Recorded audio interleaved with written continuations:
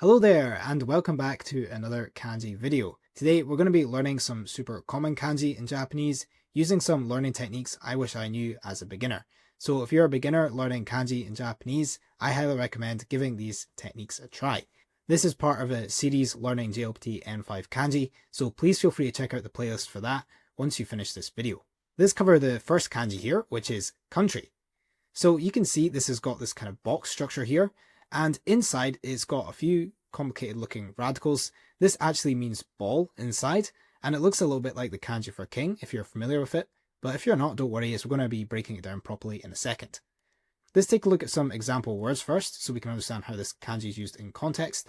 So you can see we first of all have the kanji on its own, which just makes the word kuni or country. And also when we combine this kanji with the kanji for outside in front of it, we get gaikoku to mean foreign country. If we break down the kanji here, as I was mentioning, first of all we have this component on the left here which is meaning kind of enclosure, and then we have this component on the right here which means ball. Some of you might be wondering that this radical on the left here looks a lot like the kanji for mouth, so that's another way you could think of it. As I mentioned, this kanji on the left here looks very similar to the kanji for king. So this is the kanji for king here, and you can see it's just 3 lines. But if we come back to the slides here, you can see that the kanji for ball has this extra dot here. So how I like to think of it is just a king playing with a ball or kicking up a ball on the right, and that's a good way to imagine it. So I almost think of this dot here as being the ball. So in order to remember this kanji as meaning country, I like to just think of it as like maybe the main building in a country being like in the shape of a ball.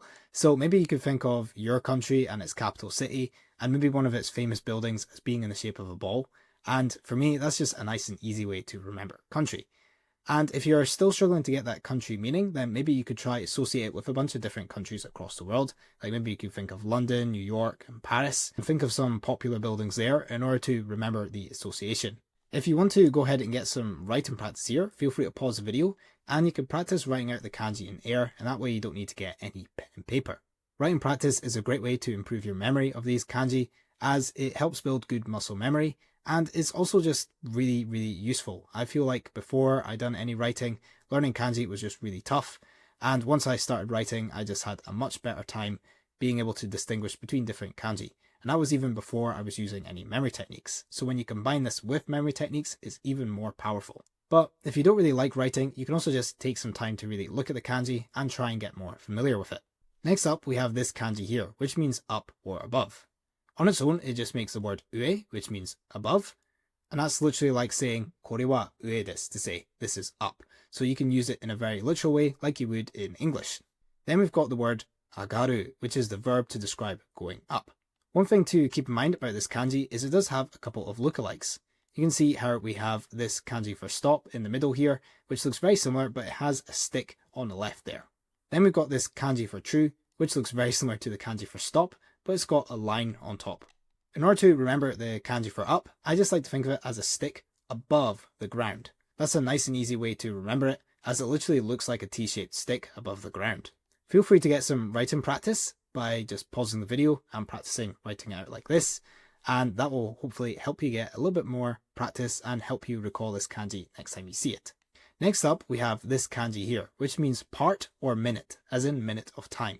So a couple of example words here. First of all, we have hanbun, which means half.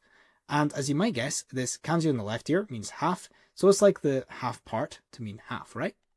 And then also here's an example of using it to mean minute of time. We have juppun and jippun, which both mean 10 minutes.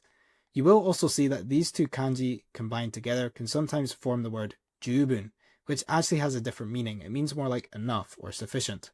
But there's not too many words like this in Japanese, so don't worry, this is just one of those ones which can have a couple of different meanings to it.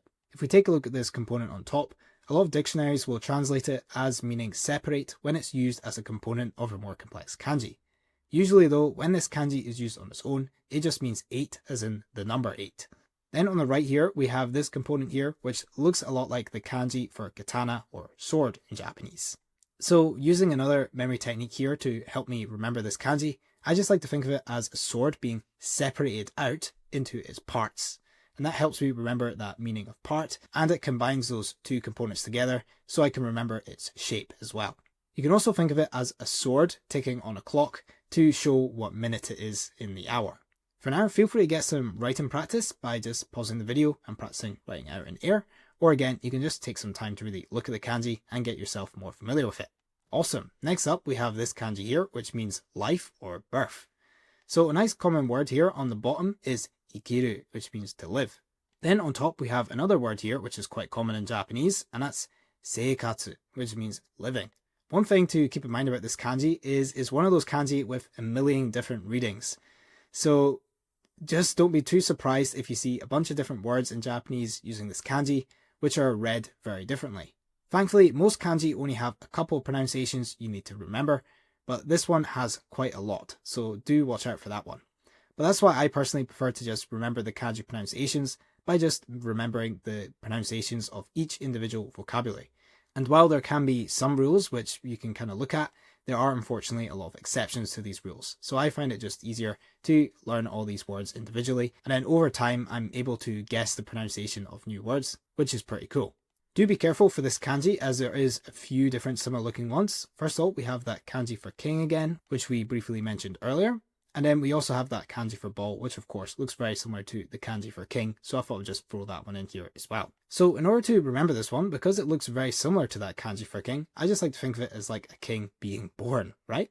And that's a nice and simple way to remember it, since being born is obviously getting that meaning for birth, and also it's quite tied to the idea of life, because birth is quite associated with a new life starting, right?